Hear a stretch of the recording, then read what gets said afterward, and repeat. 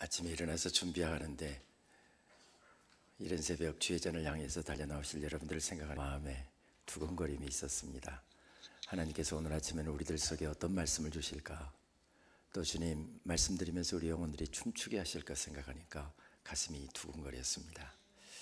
인생에 두근거림이 있으면 모든 문제는 다 해결되는 것 같습니다. 그런 점에서 우리 반칠한 시인의 시 한 편을 읽는 게 좋을 것 같군요. 봄이 꽃나무를 열어젖힌 것이 아니라 두근거리는 가슴이 봄을 열어젖혔구나. 봄바람 불고 또 불어도 삭정이 가슴에서는 꽃을 꺼낼 수 없는 건 두근거림이 없기 때문. 두근거려 보니 알겠다. 이 마지막 구절이 참 좋은 것 같습니다. 세상에는 살면 살수록 두근거릴 일보다는 걱정할 일이 많고 염려할 일이 많고 아프게 하는 일들이 더 많지만은 두근거려 보니 알겠다. 삭정이 가슴으로는 봄도 오지 않고 꽃도 피지 않는다는 겁니다. 그런데 두근거리는 가슴에는 봄도 오고 꽃도 피고 은혜도 머물고 감사도 넘쳐나고 춤도 추게 하고 파티도 하게 한다는 겁니다. 우리 옆에 분들하고 이 아침에 한번 인사하고 말씀드려야 되겠죠. 두근거리면서 삽시다.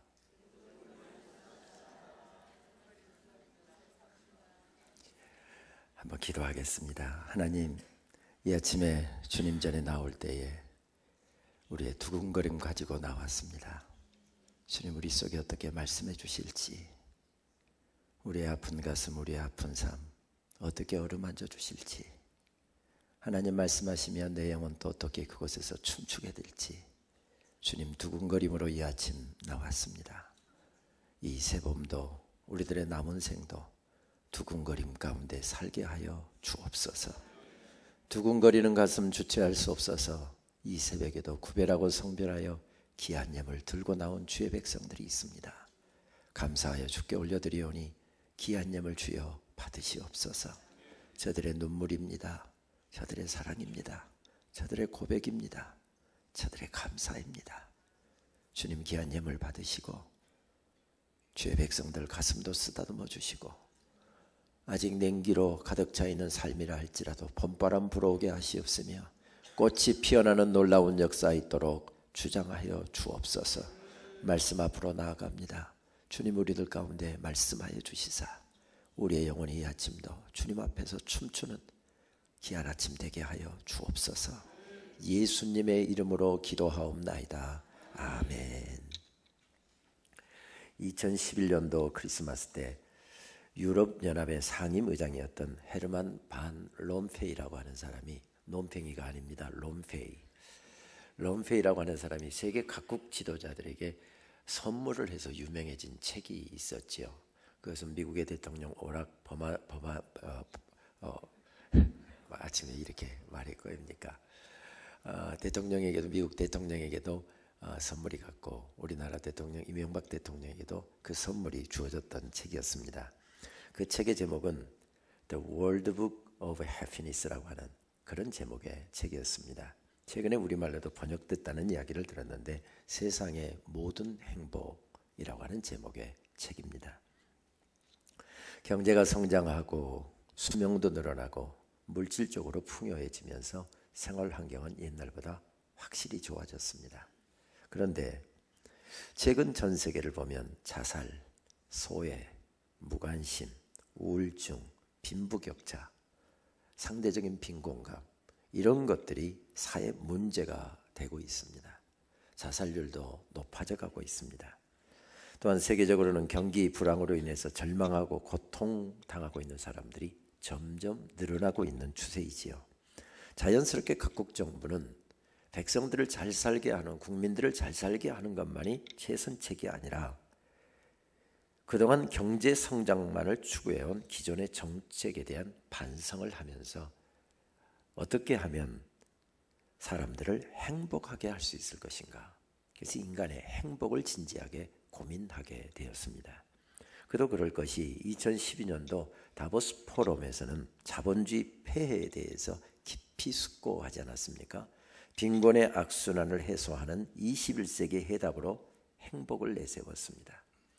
유엔에서도 이제 국가 성장의 지표를 국내 총생산 GDP로 가늠할 것이 아니라 얼마나 그 나라 사람들이 행복해하느냐. 국민 총행복지수, 있지도 않는 용어를 만들어서 그들은 이렇게 이야기합니다. Gross National Happiness. 그래서 GNH 지수로 대체해야 된다는 이야기도 나오고 있습니다. 우리에게는 그것이 더 절실한 이유가 있지요. 60년대만 하더라도 얼마나 허리띠 졸라매고 힘들었습니까? 그런데 불과 4, 50년 만에 이런 경제 대국이 되었습니다. 그러면 백성들은 당연히 행복해야 될 텐데 그렇지 않다는 것입니다. OECD 국가 중에서 최하위인 26위를 랭킹하고 있는 게 우리나라 국민들의 현실입니다. 그래서 지난 대선에서도 총선에서도 정치인들은 하나같이 국민의 복지라든지 경제 민주화라든지 행복하게 해주겠다든지 하는 이런 슬로건을 내세웠습니다. 새로 들어선 정부도 마찬가지였지요. 그러나 국민들이 그렇게 크게 기대하지는 않습니다. 대통령 임기 5년이 끝나고 나면 행복해질 것이다. 그렇게 생각하지는 않는 것 같습니다.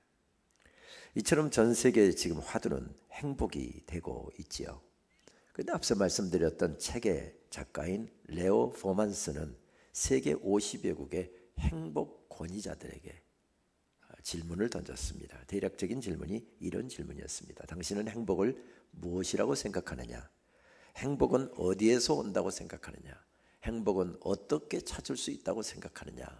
이런 것들을 질문을 하고 그리고 그들이 보내온 답을 함께 묻고 또 거기에 자기 의견들을 담고 해서 쓰여진 책입니다.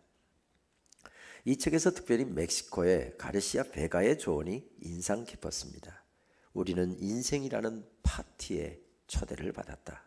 파티에서 무엇을 할까? 즐겁게 놀기, 마음껏 행복해하기. 그런데 어떤 파티든 입장료가 있다. 타인의 행복을 위해서 노력하는 의무와 책임 말이다. 그러니까 인생은 파티라는 것입니다.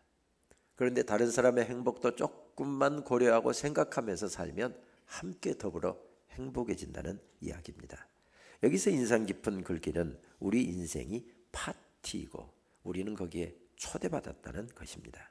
파티에는 즐거움이 있습니다. 파티에는 풍성함이 있습니다. 그래서 그냥 즐겁게 놀면 된다는 것입니다. 이 사람 정말 행복 권위자구나 생각하면서도 파티할 기분이 나야 파티를 하죠. 파티할 거리가 있어야 파티를 하죠. 파티할 거리가 없고 파티할 마음이 없는데 파티할 두근거림이 없는데 인생은 파티라고 해서 그냥 파티가 되는 것입니까? 또 한 사람, 크로티아 출신의 밀코빌이라고 하는 사람이 제시한 행복 요리법도 나옵니다. 그 사람은 행복해지기 위해서는 재료가 있어야 되는데 기본 재료와 선택 재료를 구분해서 이렇게 이야기합니다. 여러분들의 삶에 그런 재료들이 있는지 확인하면서 한번 들으시면 좋겠습니다. 기본 재료, 믿을 수 있는 친구, 마음을 다해서 사랑하는 사람, 자신의 능력을 발휘할 도전적인 일, 기본 욕구를 채워줄 만큼의 돈, 매일 3가지의 좋은 일, 이 모든 것을 갖고 있다고 한다면 감사하는 마음. 선택 재료도 있습니다. 한 명이나 그보다 더 많은 자녀, 섬김의 삶과 신앙생활, 몇 년 이상의 공부, 몸과 마음의 건강, 가끔은 실패와 좌절의 쓴맛. 이런 재료들이 있다면 얼마든지 행복해질 수 있고 그 재료들을 가지고 잘 요리하면서 살면 인생은 파티할 수 있다는 이야기인 것 같습니다. 그런데 오늘 사도 바울의 경우를 보게 되면 파티할 수 있는 상황은 아니었던 것 같습니다. 파티할 자료도 그에게는 별로 없었던 것 같습니다. 그는 우리가 잘 알고 있는 대로 어제 아침에 말씀에 함께 엮어서 우리가 말씀이 이어지고 있는데 그 말씀을 함께 연결해 보면 재수가 되었습니다. 노년의 영어의 몸이 되어 홀로 그 길을 걸어가고 있습니다. 외로웠을 것입니다. 그렇게 외로운 노년에 풍랑을 만납니다. 그 풍랑이 보통 풍랑이었습니까? 인생 전부를 흔들어 놓을 만한 그런 풍랑이었습니다. 차가운 겨울바다에서 배는 파손하고 조난을 당하지요. 얼음같이 차가운 물을 가까스로 헤엄쳐서 이름 모를 한 섬에 조난을 당하여서 피신을 합니다. 그 섬의 이름은 멜리데라고 했습니다. 춥고 배고프고 외로웠을 것입니다. 어쩜 그 항해길은 우리 인생을 닮았다 하는 생각이 듭니다. 시간이 가면 더 행복해지고 시간이 가면 더 풍성해질 것이라고 생각하는데, 그러나 꼭 그렇지만은 않지 않습니까? 오늘 상황을 조금만 더 그려보십시다. 제수가 되어서 배를 얻어 탔습니다. 그리고서 함께 끌려가고 있는데 풍랑을 만났습니다. 노인 제수 한 명을 호송하기 위해서 백부장과 그 희화의 군인들이 동원되었습니다. 제수의 몸이 된 사람이 뭐 가진 것이 있겠습니까마는 바다에서 모든 것 다 잃어버리고 몸뚱이 하나 겨우 건져갖고 나왔습니다. 그런데 막상 모든 것을 잃고 난 자리에서 선원들과 승객들은 어쩜 허탈한 마음을 가지고 지금 생명은 가까스로 건졌지만은 허탈한 마음에 빠져 있었을 것입니다. 그렇지 않아도 온몸이 얼어붙을 정도로 한기에 떨고 있는데 비까지 주룩주룩 내리고 있습니다. 다행한 것은 마음이 따뜻한 원주민들을 만났습니다. 원주민들이 이불도 갖다 덮어주고 불도 피워줍니다. 따뜻하게 그들을 영접해 주었습니다. 그들에게 먹을 것도 주었습니다. 날씨가 추워서 바울은 나무단을 옮겨 넣었는데 그곳에 숨어 있었던 독사가 바울을 물었습니다.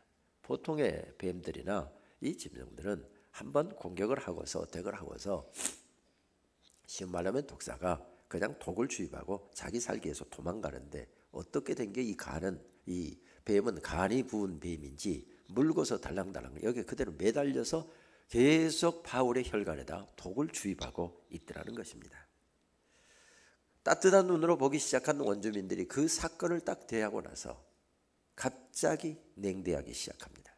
왜냐하면 그들의 민간 신앙에 의하면 짐승이 이렇게 물고 떨어지지 않는 것은 저 사람이 죄인이기 때문이다. 그런 신앙이 있었기 때문인 것 같습니다. 그는 차가운 냉대를 받고 있습니다. 참 외로운 여정 아닙니까? 그렇지 않아도 힘든데 이 사람들의 냉대까지 받으면서 참 고달픈 인생이 아니었겠습니까? 그런데 성경 어디를 보아도 외로움의 냄새는 없습니다. 고독의 냄새는 없습니다. 행복할 수 있는 재료도 없고 파티할 분위기도 아닌데 말씀을 가만히 읽어보면 사도 바울은 여기서 하나님과 파티하고 있는 것을 발견하게 됩니다. 저는 지난 연초에 1월 3일 날, 제가 아침에 알레르기가 좀 있어서 죄송합니다. 학회가 있어서 1월 3일 날 뉴멕시코주에 한 8시간 정도 비행기를 타고 한번 스탑 하다 보니까 8시간 정도 비행기를 타고 출발을 했습니다. 그 출발하기 전까지 책을 출판할 무슨 책을 원고를 마무리하기 위해서 그걸 보내고 가려고 정말 연말에 24시간 중 5시간 한 반 정도 잠자는 시간 빼고는 거의 모든 시간을 그 책 마무리하는데 보냈습니다. 그리고 가까스로 마무리를 하고 바로 학회를 출발을 했습니다. 북미 예전학회라고 하는 학회였는데 그 학회는 거의 미국, 유럽, 아시아 쪽에서 500명이 넘는 사람들이 참석하는 큰 학회입니다. 캐토릭까지 다 함께 조인하는 그런 학회이지요.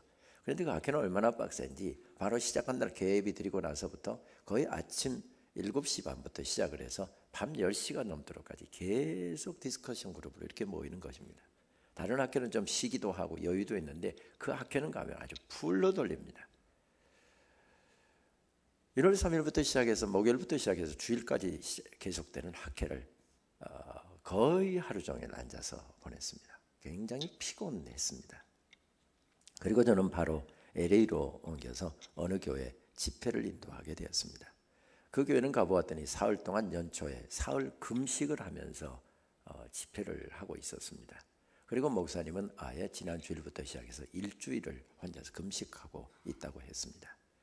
그 교회 가서 첫날 새벽 기도에 말씀을 전하고 나서 LA 한 호텔에서 몸살이 나버린 겁니다.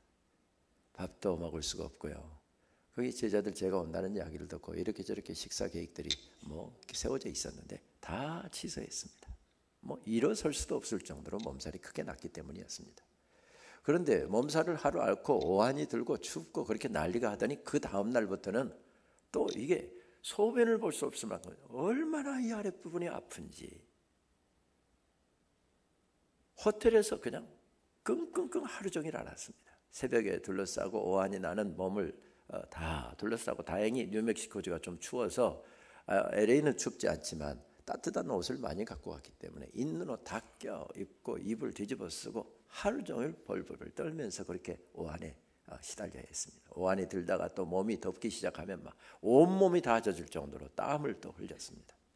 새벽에 나가서 말씀을 전하려고 하는데 얼마나 오한이 드는지 완전히 촌놈처럼 다른 사람들은 LA 사람들은 가볍게 옷 입고 왔는데 저만 막 돗바에다가 목도리하고 막 장갑까지 끼고 앞에 앉아서 오도도를 떠는데 하나님 나 이 상태로는 말씀 못 전하겠습니다.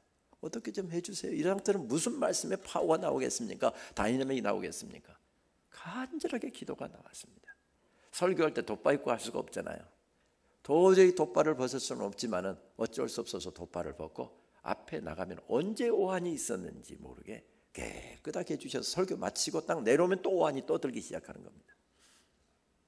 그렇게 사흘 집회를 하고서 집으로 딱 돌아왔으면 좋겠는데 저는 또 샌프란시스코에 가서 청년들 집회를 인도하도록 돼 있었습니다. 오한도 끝나지 않는 몸을 그대로 끌고 또 샌프란시스코로 갔습니다.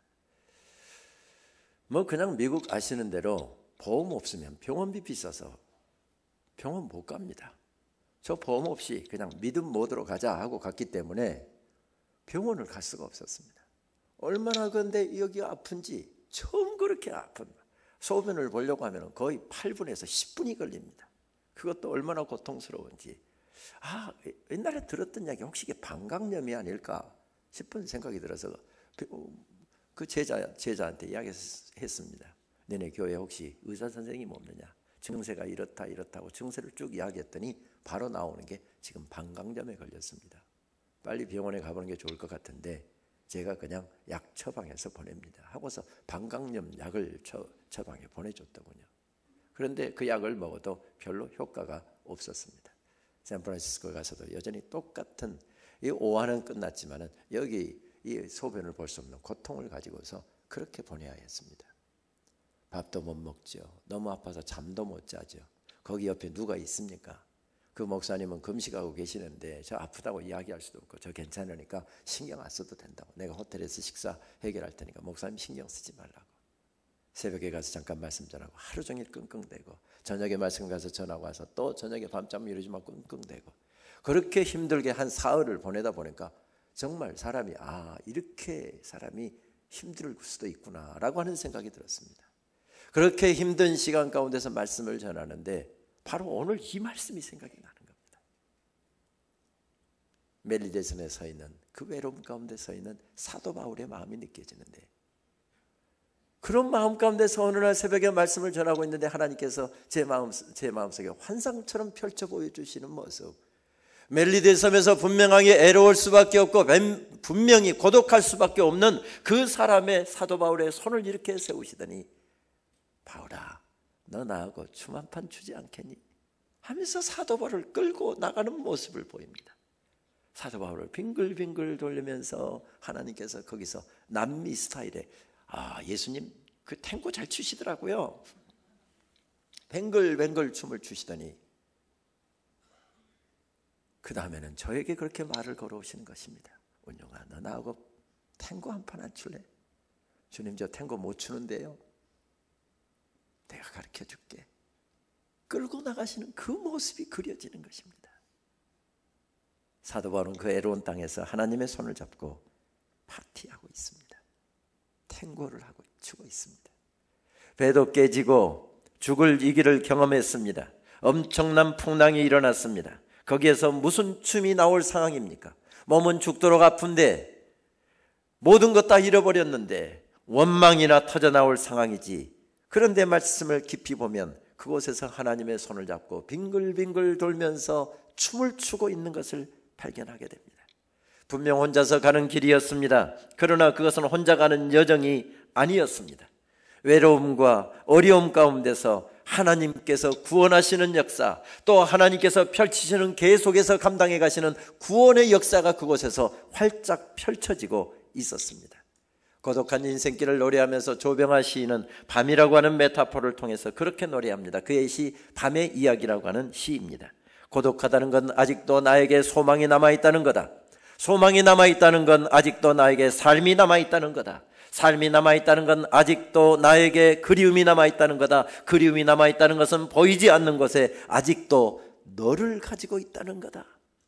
이렇게 저렇게 생각해 보아도 어린 시절의 마당보다 좁은 이 세상 인간의 자리, 부질없는 자리, 가리울 곳 없는 해월이 들판. 고독하다는 건 아직도 나에게 소망이 남아있다는 거요. 소망이 남아있다는 건 아직도 나에게 삶이 남아있다는 거요. 삶이 남아있다는 건 아직도 나에게 그리움이 남아있다는 거요. 그리움이 남아있다는 것은 보이지 않는 곳에 아직도 너를 가지고 있다는 거다. 시인이 밤이라는 메타포를 통해서 자기 삶 속에 있는 너라고 하는 이 존재, 사도 바울도 멜리데 섬에서 거기에 우뚝 서 계시는, 사랑하는 마가도 자기와 함께 가지 못하고 누가도 평생 자기와 함께 길을 걸어갔던 누가도 함께 가지 못하는 그 길, 그런데 그 길 가운데 하나님이 우뚝 서 계시는 것을 발견한 것입니다. 그래서 그곳은 소망이 남아 있습니다. 살아야 할 삶이 남아 있습니다. 걸어가야 할 사명이 남아 있습니다. 그래서 그는 하나님의 손을 붙잡고 있습니다. 고독하고 외로운 길이었고 넉넉히 절망할 수 있는 길이었습니다. 그러나 거기에 소망이 있고 거기에 걸어가야 할 삶이 있고 그리움이 있습니다. 거기에 계시는 그분, 보이지 않는 곳에 서 있지만 눈만 들기만 하면 언제나 배울 수 있는 바로 그분 앞에 서 있는 자기의 삶을 바라보면서 그는 벌떡 일어나 하나님의 손을 잡고 있습니다. 나를 사랑하시는 주님이 거기 계시기에, 그 주님이 나를 사랑하시기에, 그리고 내가 그 주님을 사랑하기에 그는 그 길을 넉넉하게 걸어갈 수 있었습니다. 도종환 시인은 풍경이라고 하는 시에서 그렇게 노래하지요. 이름 없는 언덕에 기대어 한 세월 살았네. 한 해의 절반쯤은 황량한 풍경과 같았네. 꽃은 왔다가 순식간에 가버리고 특별할 게 없는 날이 오래 곁에 머물러 있었네. 그렇습니다. 사도 바울의 인생의 풍경은 황량했습니다. 외로웠습니다. 답답했습니다. 특별할 게 없는 날이 오랫동안 계속되었습니다. 그런데 시인은 계속해서 이렇게 그 상황 가운데서 노래합니다. 너를 사랑하지 않았다면 어떻게 그 풍경을 견딜 수 있었을까? 특별하지 않는 세월을 특별히 사랑하지 않았다면 저렇게 많은 들꽃 중에 한 송이 꽃일 뿐인 너를 깊이 사랑하지 않았다면. 그렇습니다. 외롭고 황량한 풍경 가운데서도 거뜬히 딛고 일어서 걸어갈 수 있는 힘이 어디에서 나왔습니까? 사랑. 보이지 않는 곳에 있는 그분을 사랑하는 마음이 사도 바울로 하여금 걸어가게 했습니다. 주님의 놀라운 사랑, 주님을 향한 그의 뜨거운 사랑만 생각하면 그는 자다가도 벌떡 일어날 수 있었습니다. 그는 죄인의 괴수였고 예수님을 핍박하던 자였고 많은 사람을 죽였던 사람이었고 예수 믿는 사람들을 잡아 옥에 가두었던 그런 사람이었습니다. 그런데 하나님께서 그를 불러주셨습니다. 하나님께서 그를 세워주셨습니다. 구원해 주신 것만도 감사한데 그를 사도로 세워주셨습니다. 여러분 알고 계십니까? 사도는 12사람이었다는 거. 한 사람이 스스로 목숨을 끊었을 때 가룟 유다의 그 자리를 보선을 해서 12를 채웁니다. 그런데 그 이후로 야고보가 죽었습니다. 수많은 제자들 다 한결같이 순교해서 이 세상을 떠났습니다. 세상을 떠났는데도 불구하고 그 빈자리를 채우지 않았습니다. 왜 그렇습니까? 12이라고 하는 완전수가 완벽하게 채워졌기 때문에 그렇습니다. 거기에는 더 이상 사도는 그 이후로 채워지지 않았습니다. 그런데 사도 바울을 부르신 다음에 주님께서 그렇게 말씀하십니다. 너는 내가 너를 특별히 이방인을 위해서 세운 나의 13번째 사도다. 그도 알고 있었습니다. 다른 사도들도 알고 있었습니다. 사도는 12사람이라고 하는 것, 사도는 더 이상 보존될 필요도 없고 더 이상 세워질 필요도 없다는 것. 그러나 주님께서 그에게 특별한 은혜를 입혀주셨기에 그는 세워질 수도 없고 세워질 필요도 없는 13번째 사도로 세워주신 그 은혜에 감격하면서 교회들마다 써보내는 서신서에 어떻게 표현합니까? 주 예수 그리스도의 은혜로 말미암아 세움받은 나 사도 바울은, 계속해서 나 사도 바울은, 이 이야기가 무슨 이야기입니까? 초대교회에서 그 편지를 받아 읽은 사람들이 모릅니까? 그 편지를 쓴 자기가 모릅니까? 사도는 12로 충분합니다. 더 사도는 없습니다. 그런데 예수님께서 특별한 은혜를 자기에게 덧입혀 주셨다라고 하는 그런 표현이었던 것이지요. 사랑. 그 예수님의 사랑만 생각하면 황량한 들판에서도 외로운 삶의 자리에서도 그는 벌떡 일어설 수 있었습니다. 어느 노부부가 함께하는 모임에 참석했습니다. 여러 프로그램이 진행되는 중에 사회자가 부부끼리 이 할아버지 할머니 부부에게 사랑을 고백하는 이런 공개적으로 사랑을 고백하는 그런 프로그램을 가졌습니다. 평생 한 번도 남편에게 사랑한다는 말을 들어보지 못한 할머니는 은근히 기대가 됐습니다. 한 번도 할머니에게 남사스러워서 사랑한다는 이야기를 못했던 할아버지는 긴장을 하면서 어쩔 줄 몰라서 당황하고 있습니다. 이렇게 우물쭈물하면서 당황하고 있는 할아버지에게 마이크를 들이대면서 할머니에게 사랑 고백을 하라고 하니 70평생 살아오면서 한 번도 할머니에게 사랑한다는 말을 못했는데 그것도 다른 사람 다 보는데 남사스러워서 어떻게 그 이야기를 합니까? 할아버지가 우물쭈물하고 있자 이 관중들에게 이 할아버지에게 격려의 박수를 한번 보내달라고 우리와 같은 박수도 받았습니다. 도저히 여기서는 어떻게 피해갈 수가 없을 것 같습니다. 할아버지가 드디어 할머니에게 사랑의 고백을 하려고 심호흡을 하고 깊이 숨을 들이마신 다음에 입을 엽니다. 여보 사랑해. 그렇게 이야기할 줄 알았더니 할머니를 빤히 쳐다보면서 네 알제? 사랑 그것은 말로 표현되든 그렇지 않든지 간에 아름답습니다. 할아버지의 마음이 느껴집니다. 아마도 그분은 경상도 분이었던 것 같습니다. 무뚝뚝해서 남사스러워서 사랑한다는 말을 평생 입에 담지 못하고 살았지만 할머니를 사랑하는 마음만큼은 평생 변치 않았습니다. 사랑 그것은 인생을 파티하게 만듭니다. 말로 표현되든 표현되지 않든 사랑은 느껴지는 것이지 말로 표현한다고 해서 사랑이고 표현하지 않는다고 해서 사랑은 아니지요. 그러나 주님께서는 계속해서 마음속에 느끼게 하셨고 표현해 주셨고 들려주셨고 깨닫게 해주셨습니다. 사도 바울은 하나님의 놀라운 사랑, 우리 주님의 놀라운 사랑에 대해서 어떻게 고백합니까? 로마서 8장 말씀에서는 이렇게 고백합니다. 만일 하나님이 우리 편이시라면 누가 감히 우리를 대항할 수 있겠습니까? 자기 아들까지도 아끼지 아니하시고 우리 모든 사람을 위하여 내어주신 하나님이 어찌 그 아들과 함께 다른 모든 것도 우리에게 아낌없이 주시지 않겠습니까? 누가 우리를 그리스도의 사랑에서 끊을 수 있다는 말입니까? 고난입니까? 외로움입니까? 핍박입니까? 주림입니까? 헐벗음입니까? 위험입니까? 칼입니까? 우리를 사랑하신 그리스도를 통해 우리는 이 모든 것을 거뜬히 이깁니다. 그러므로 죽음이나 생명이나 천사들이나 지옥의 권세나 현재일이나 장래일이나 능력이나 높은 것이나 깊은 것이나 그 밖에 그 어떤 피조물도 우리 주 예수 그리스도의 사랑에서 우리를 결코 끊을 수 없음을 저는 확신합니다. 공동번역으로 읽은 로마서 8장 31절 이후의 말씀입니다. 그렇습니다. 사도 바울은 그 사랑에 이끌려서 길을 걸어가고 있습니다. 나를 감싸시는 하나님의 놀라운 사랑, 그 은혜 앞에서 그는 춤을 추고 있고 감격하면서 달려가고 있는 것을 발견하게 됩니다. 그는 하나님의 놀라운 사랑을 깨닫고 벌떡 일어섭니다. 그 우연함이 어디서 옵니까? 하나님의 사랑. 외로움 가운데서도 당당하게 걸어갈 수 있는 힘이 어디서 나옵니까? 하나님의 사랑. 그 하나님의 사랑과 은혜에 대한 감사의 마음이 있었기에 그 애로운 자리에서도 거뜬히 일어설 수 있었습니다. 달려갈 수 있었습니다. 파티할 수 있었습니다. 그렇습니다. 주께서 우리들을 사랑하셔서 베풀어 주신 은혜를 우리가 깊이 떠올릴 수만 있다고 한다면, 이 아침에도 떠올리고 내 마음속에 감사로 채워 돌아갈 수 있다고 한다면, 오늘 삶의 조건과 상관없이, 오늘 삶의 환경과 상관없이 오늘 우리도 하나님의 손잡고 파티하는 행복한 하루가 되게 될 줄 믿습니다.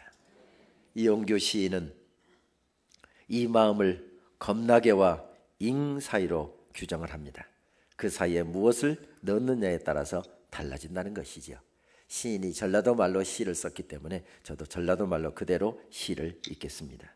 전라도 구례 땅에는 비나 눈이 와도 꼭 겁나게와 잉 사이로 온다. 가령 섬진강변의 마고실이나 용두리의 뒷집 할머니는 날씨가 조금만 추워도 겁나게 추워불구마이, 어쩌다 리어카를 살짝만 밀어줘도 겁나게 욕봤소이, 강아지가 조금만 짖어도 그놈의 새끼 겁나게 싸납소이, 쪽간 씨알이 박힐 이야기를 하시오. 지난번 잠시 다툰 일을 이야기하면서도 성님 그라고 본께 겁나게 세월이 흘러버렸구마이, 굳은 일 좋은 일도 겁나게와 잉사이, 여름 모기 잡는 잠자리 때가 낮게 날아도 겁나게와 잉사이로 날고, 텔레비전 인간극장을 보다가도 금세 새끼들이 짠해서 우짜까이 눈물 훔치는 너무나도 인간적인 과장의 어법, 내 인생 마지막 문장, 허공에라도 비문을 쓴다면 꼭 이렇게 쓰고 싶다. 그러지 겁나게 좋았지라이. 경상도 말로 하면 억수로 좋았어 얘. 이렇게 하는 이야기겠지요. 오늘 아침 아무래도 이 부분에서 전라도 말로 인사를 한번 하고 넘어가야 개운할 것 같습니다. 옆에 분들에게 한번 인사하십니다. 전라도 말로 인사하십니다. 겁나게 반갑소이.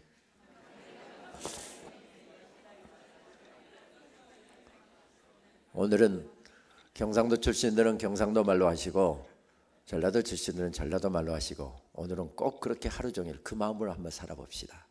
겁나게 감사해요. 또 경상도 말로는 겁나게 고마워예. 억수로 고마워예. 예, 요즘에는 경상도와 전라도가 교류합니다. 여러분 오늘 하루 그런 마음으로 좀 살아보십시다. 사도 바울은 지금 그 마음으로 달려가고 있습니다. 성경은 그렇게 말씀하죠. 멜리데 섬이 이런 어떤 섬이었는지를 우리들에게 들려줍니다. 멜리데 섬은 오늘날의 말타라고 하는 섬으로 보는 것이 지배적입니다. 그 섬은 시실리 남쪽 98km, 아프리카 동쪽 약 320km 지점에 위치한 섬으로 전체 길이가 29km가 되고 너비가 15km 정도 되는 작은 섬입니다. BC 1000년경에 페니키아인들이 이 섬에 이주하여서 식민지를 건설하였으나 BC 218년에 우리가 잘 알고 있는 로마의 2차 카르타고 전쟁 때에 이곳을 점령하여 로마가 다스려왔던 섬이었습니다. 아우구스투스 황제는 예수님 오실 때 황제이죠. 아우구스투스 황제는 이 섬을 관할하는 행정관을 그곳에 세웠고, 그리고 이곳에 고위층들, 그 퇴역 군인들과 원로원 가족들, 이 사람들이 잘못하면 퇴역한 후에 반란을 도모할 수 있겠다 싶어서 정책적으로 이 사람들을 이 멜리데 섬으로 이주했다는 기록이 나옵니다. 그러나 성경의 관심은 거기에 있지 않았습니다. 그 섬이 얼마나 크냐, 그 섬에 얼마나 고위층들이 모여 사느냐, 그 섬에 얼마나 화려한 사람들이 살고 있느냐, 얼마나 돈 많은 사람들이 모여 있느냐, 그것이 관심이 아니었습니다. 성경의 관심은 그곳에 병들어 죽어가고 있는 한 영혼에 관심을 기울이고 있는 것을 발견하게 됩니다. 그 영혼을 살리기 위하여, 그 영혼이 하나님을 만나기 위하여서는 사도 바울은 풍랑을 만나야 했습니다. 배가 파손되어야 했습니다. 아무것도 없이 그곳에 홀몸으로 떨어져야 했습니다. 그리고 독사에 물려야 했습니다. 그 독사에 물렸으나 하나님께서 그를 깨끗하게 하시니 아무 이상이 없어야 했습니다. 그 사건으로 인해서 그 섬의 원주민들의 추장인 볼리오라고 하는 사람을 만나야 했습니다. 그 집에 초대를 받아갔습니다. 가보았더니 그의 부친이 오랜 병에 시달리고 있었습니다. 그를 위해서 간절하게 기도했더니 하나님께서 그 추장의 아버지가 낫게 하셨습니다. 사람 병 하나 고치려고 하나님께서 이렇게 뺑뺑 돌리신다는 말입니까? 이런 일을 일으키신다는 것이었습니까? 그 사람은 병에 고침받았으나 죽었습니다.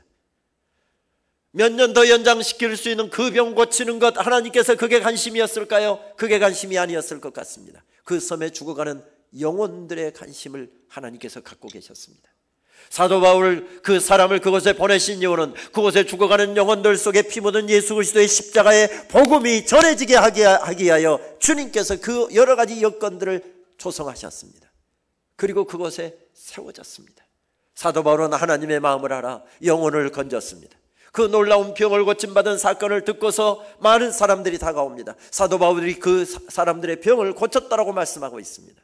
사도 바울이 그것에 병 고치기 위해서 갔습니까? 아니었습니다. 로마에 그는 누구의 병 고쳐주려고 지금 로마로 제수의 몸이 돼서 걸어가고 있는 것입니까? 예수 그리스도의 십자가의 복음, 그것을 전하기 위해서 로마로 가고 있었습니다. 그 섬에서 하나님께서 기회를 허락해 주시는데 그들에게 병만 고쳤겠습니까? 예수 그리스도의 십자가의 보혈, 그것을 증거하고 있는 것을 발견하게 됩니다.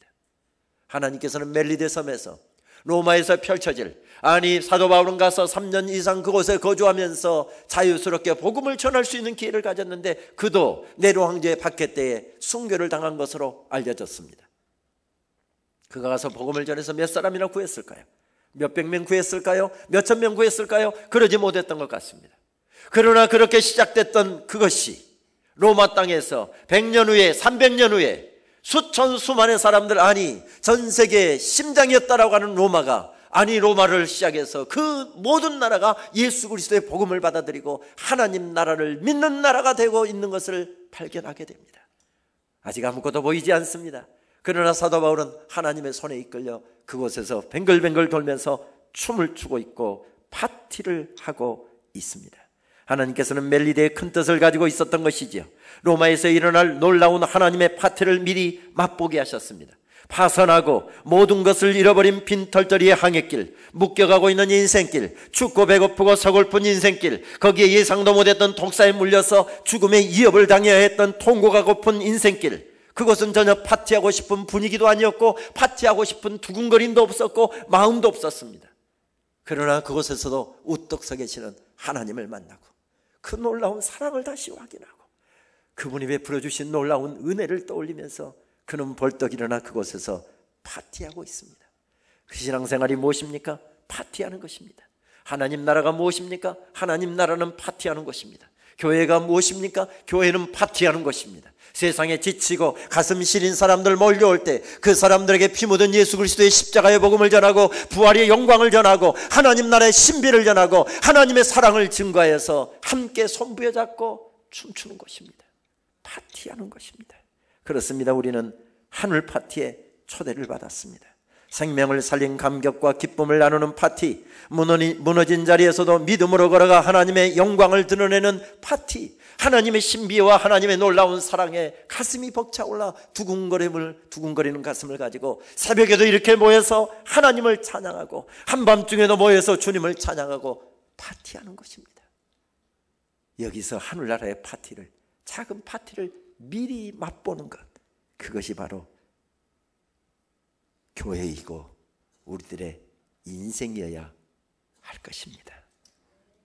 얼마 전 부산에서 목회하고 계시는 목사님을 잠시 만났습니다.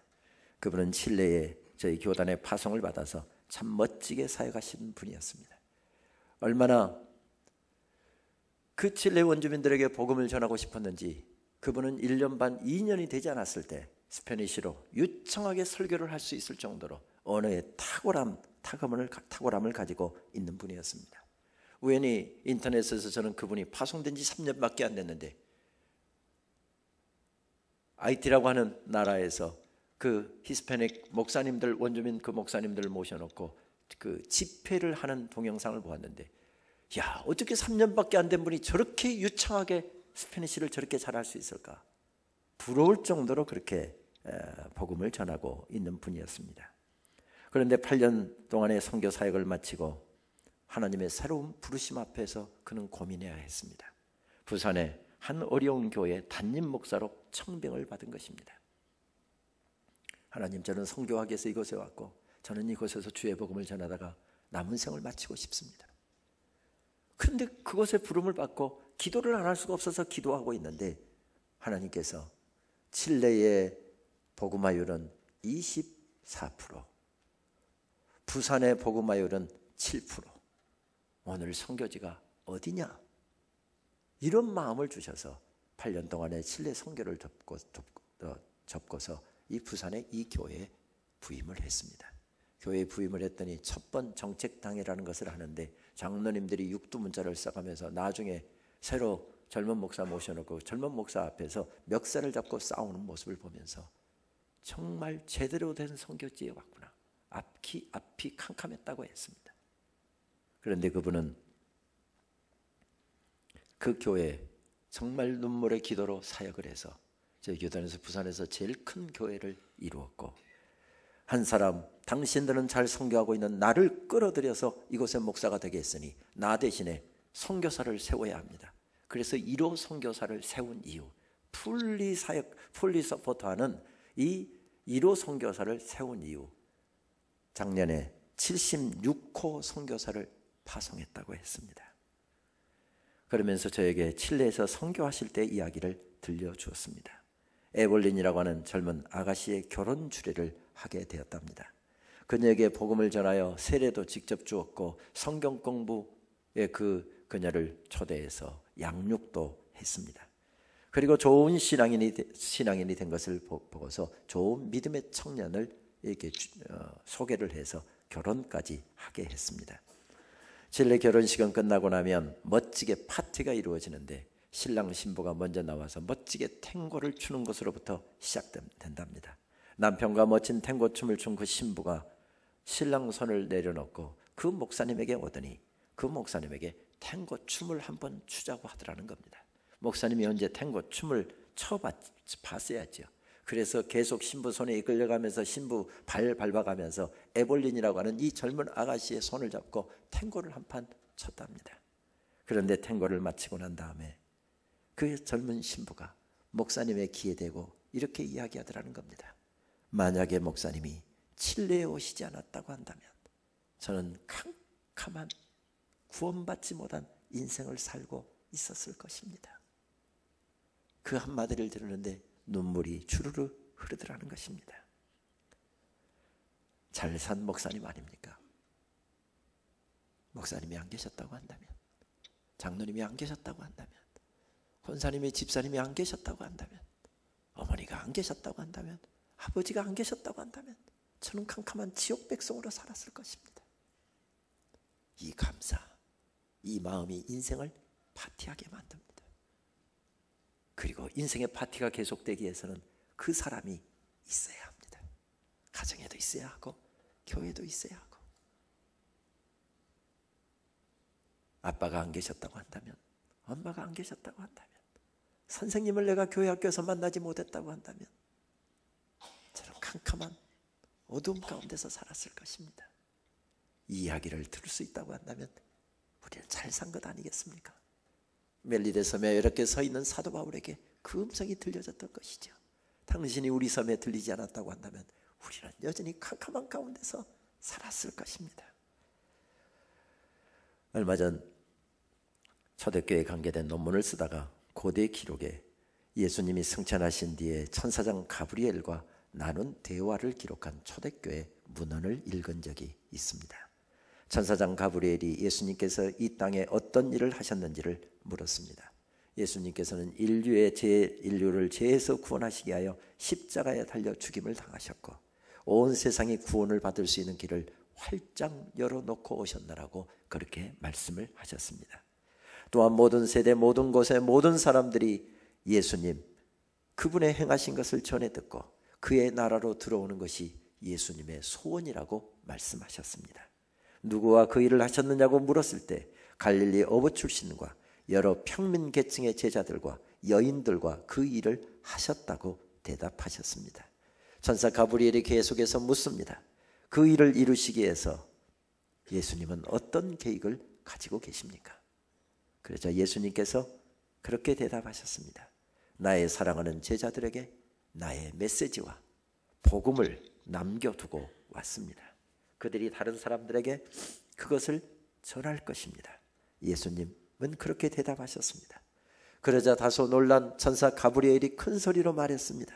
그러나 예수님, 그들은 그럴 만한 인간들이 되지 못한 것 같던데요. 만약 그들이 실패라도 한다면 어쩔 셈이십니까? 그때 예수님께서 단호하게 말씀하셨습니다. 다른 대안은 없다. 다른 대안은 없다. 나는 그들을 믿는다. 다른 대안은 없다. 김 목사, 나는 너를 믿는다. 김 집사, 나는 너를 믿는다. 김 장로, 나는 너를 믿는다. 김 권사, 나는 너를 믿는다. 왜 김씨냐고 기분 나빠하시지 마십시오. 제가 김씨니까. 나는 너를 믿는다. 주님의 음성이 이 새벽에도 들려옵니다. 사도 바울은 그 음성을 들었기에 주저앉아 있을 수가 없었습니다. 자기 연민에 빠져 있을 수도 없었습니다. 신세 한탄할 수도 없었습니다. 환경 탓할 수도 없었습니다. 모든 시선을 주님 앞에 집중하고 그렇게 달려갔을 때 그곳은 하나님께서 일하시는 장소가 되었고 하나님께서 다스리시는 곳이 되었습니다. 우리가 즐겨 부르는 찬송은 그 사실을 알려주지 않습니까? 내게로부터 눈을 들어 주를 보기 시작할 때 주의 일을 보겠네.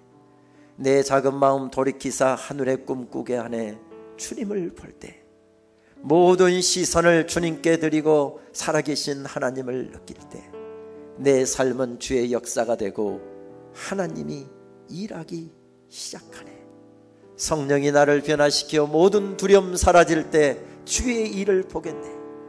황폐한 땅 한가운데서 주님 마음 알게 되리. 주님을 볼 때 모든 시선을 주님께 드리고 전능하신 하나님을 느낄 때 세상은 주의 나라가 되고 하나님이 일하기 시작하네. 이 고백을 우리 주님께 한번 올려드리실까요?